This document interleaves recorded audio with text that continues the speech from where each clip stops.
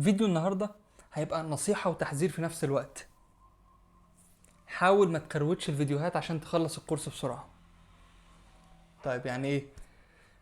في حاجة ناس كتير جدا بتقع فيها. هو بيتفرج على الفيديو، تلاقيه قاعد بيتفرج على الفيديو تمام، وهو فاهم وفعلا فاهم الفيديو بيعمل ايه، بس ما بيجربش وراك. وده دايما حتى تلاقيها في مش حتى في الكورسات بس.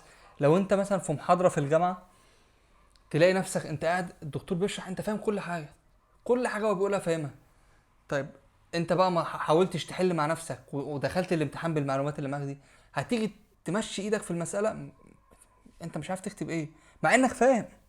فهي دي نفس الفكرة. اوعى تفتكر ان انت لما تتفرج على فيديو وتلاقيه انت فاهم كل اللي بيتقال فيه وخلاص كده ما جربتش وراه، انت هتعرف تنفذ ده. لا، مش هتعرف تنفذها، لازم تجرب عملي. هو ده كان فيديو النهارده، مش هقول اكتر من كده.